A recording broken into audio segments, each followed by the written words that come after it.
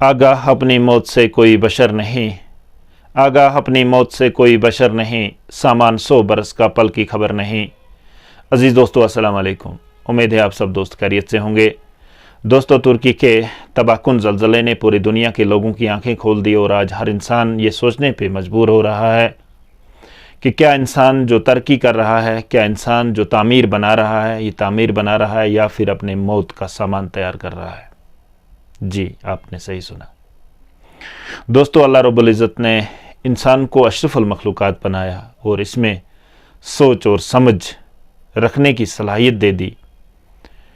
दोस्तों, अल्लाह के हुक्म के बगैर एक पत्ता भी नहीं हिलता, अल्लाह के हुक्म के बगैर एक ज़र्रा भी नहीं बदल सकता, इसमें कोई शक नहीं है। इसके साथ साथ अल्लाह रब्बुल इज़्ज़त ने इंसान को अशरफुल मखलूक़ात बनाया और जिस तरह से तुर्की में देखा गया कि एक तबाहकुन ज़लज़ला जिसने हज़ारों लोगों की जानें ले ली और अभी भी बहुत सारे लोग मलबे के नीचे फंसे हुए हैं।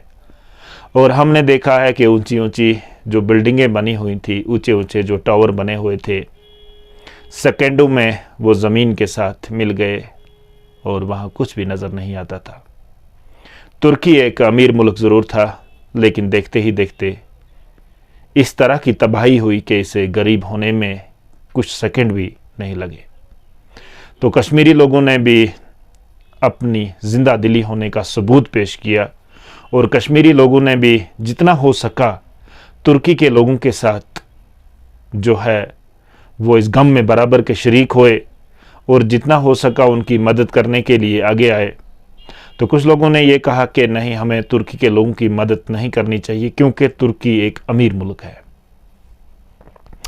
दोस्तों, हम मान लेते हैं कि तुर्की एक अमीर मुल्क है, उनके पास वो सारे वसाइल मौजूद हैं, लेकिन आपने देखा कि देखते ही देखते उन्हें गरीब होने में कुछ सेकंड जो है वो नहीं लगे और उनकी दौलत किसी काम नहीं आई। चाहे तुर्की कितना ही अमीर क्यों ना हो, उनके पास कितने ही बड़े वसाइल क्यों ना हो, लेकिन अल्लाह रब्बुल इज़्ज़त के हुक्म से अल्लाह रब्बुल इज़्ज़त ने जो पैगाम पूरी दुनिया तक पहुंचाया और जिस तरह से अल्लाह रब्बुल इज़्ज़त की एक मैसेज पूरी दुनिया के सामने इस वक्त है कि अल्लाह रब्बुल इज़्ज़त क्या कर सकता है और वो किस तरह से अपने वादे पे कायम और दायम है और उसके हुक्म के बगैर एक पत्ता भी नहीं हिल सकता और वो जब चाहे तो पूरी दुनिया को मिटा देता है।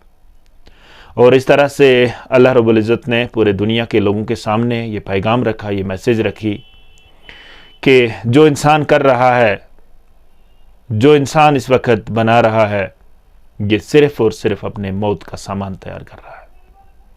दोस्तों, हम देख रहे हैं कि आए रोज़ ऊंची ऊंची बिल्डिंगें बन रही हैं, बहुत बड़े टावर बन रहे हैं। लोग मौत को बिसार के जो कंस्ट्रक्शन कर रहे हैं, आबादियां जो है वो घनी हो चुकी हैं। तो अल्लाह ना करे अगर कभी भी इस तरीके का मामला कश्मीर में पेश आए तो आप देख सकते हैं कि किस तरह से तुर्की में जो तबाही हुई, जो घनी आबादी वाले इलाके थे, वहाँ पे जो दीवारें गिरी, वहाँ पे जो बिल्डिंगें गिरी, तो लोगों को आसपास जाने का कोई भी मौका जो है वो नहीं मिला। इस तरह से अगर ये कहा जाता है कि कश्मीर में भी ये खतरे की घंटी कभी भी बज सकती है, क्योंकि कश्मीर 5वें नंबर पे आता है। ये बहुत सारे लोग जो है जानने वाले, जो साइंस पढ़ते हैं, जो इन चीज़ों का मुताला करते हैं, वो देखते हैं तो उनका ये कहना है कि कश्मीर में भी कभी इस तरीके का ज़लज़ला जो है वो आने का खदशा है। लेकिन मेरा मानना ये है कि अल्लाह ताला के हुक्म के बगैर कुछ भी नहीं हो सकता। लेकिन इंसान को अशरफुल मखलूक़ात बनाया, सोचना ज़रूर है, हमें गौर व फिक्र करना है, बहस में नहीं पड़ना है। एक कहेगा आएगा, दूसरा कहेगा नहीं आएगा, ऐसा करना जो है वो मेरे ख्याल से ठीक नहीं होगा। हाँ, इतना ज़रूर है कि हमें सोच लेना चाहिए, क्योंकि अल्लाह ताला ने अक्ल दी है और अल्लाह ताला ने हमारे सामने जो अल्लाह रब्बुल इज़्ज़त की तरफ से एक पैगाम जो है वो पहुंचाया गया, अल्लाह रब्बुल इज़्ज़त की तरफ से जो एक मैसेज है। क्योंकि जब कोई इंसान इस दुनिया से चला जाता है तो अल्लाह रब्बुल इज़्ज़त का हुक्म है, अल्लाह रब्बुल इज़्ज़त का फरमान है कि उस इंसान के जनाजे में आप शिरकत किया करो تاکہ آپ کو اپنی موت جو ہے وہ یاد آئے. قبرستان جایا کرو تاکہ آپ کو اپنی موت کی فکر رہے کہ ہمیں بھی ایک دن قبرستان میں جانا ہے. تو اس چیز سے یہ ثابت ہو جاتا ہے کہ اللہ رب العزت نے انسان کو اشرف المخلوقات بنایا، تو انسان کو ان چیزوں کے بارے میں سوچ لینا چاہیے کہ ہم جو کر رہے ہیں کیا یہ کبھی ہمارے لیے خطرناک ثابت ہو سکتا ہے. اس چیز پہ غور و فکر کرنے کی ضرورت ہے. باقی میرا بھی یہ ماننا ہے، سب کا یہ ماننا ہے کہ اللہ کے حکم کے بغیر ایک پتا بھی نہیں ہلتا دوستو. تو جب بھی اللہ مالک چاہے تو اس طریقے کے معاملات جو ہے وہ ہو سکتے ہیں، اس کا وعدہ ہے. اور یہ اللہ رب العزت نے قرآن مجید میں فرمایا ہے.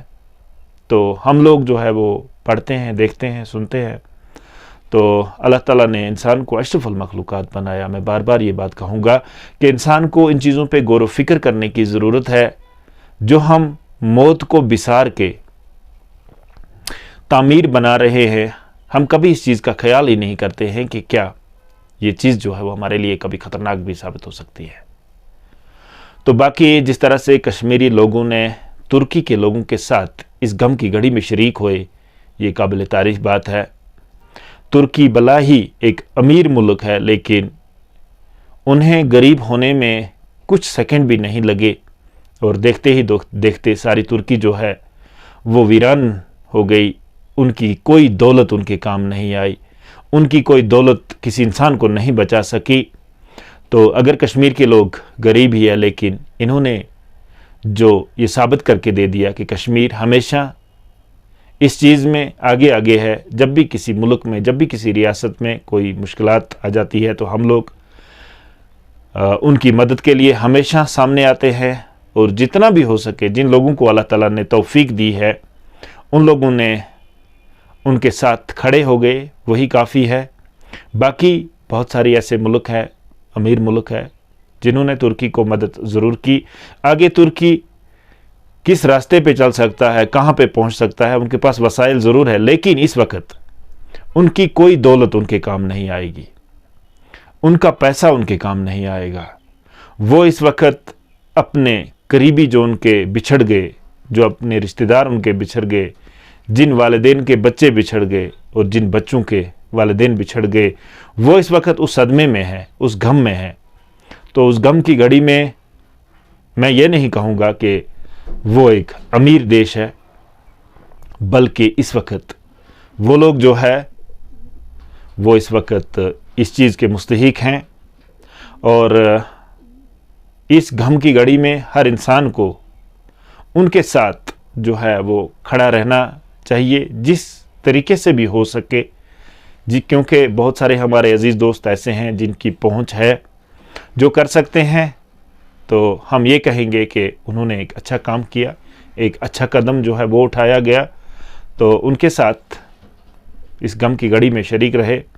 اور اس سے ہم جو ہے، ہم لوگ، ہمیں اللہ تعالیٰ نے ہو سکے یہ ایک آزمائش ہو، ایک امتحان ہو ہم پہ، کہ ہم کس طرح سے اس معاملے میں جو ہے اپنی زندہ دلی کا ثبوت جو ہے وہ پیش کرے. ہم کس طرح سے جو ہے وہ ایک انسان ہونے کا ثبوت جو ہے وہ پیش کرے. تو اللہ رب العزت کی طرف سے ہمیشہ اس طرح کے معاملات جو آتے ہیں تو یہ ہمارے لیے آزمائش ہوتی ہے، امتحان ہوتا ہے. تو اللہ تعالیٰ ہمیں اس آزمائش کی اور امتحان کی گھڑی میں جو ہے ان کے ساتھ کھڑا رکھے، اور اللہ تعالیٰ ہمیشہ ہم پہ مہربان رہے. تو سب چیزیں جو ہے اس کے ہاتھ میں ہیں، ہمارے ہاتھ میں تو کچھ بھی نہیں ہے. ہم صرف سوچ سکتے ہیں، ہم صرف وہی کر سکتے ہیں جو اللہ رب العزت نے فرمایا ہے.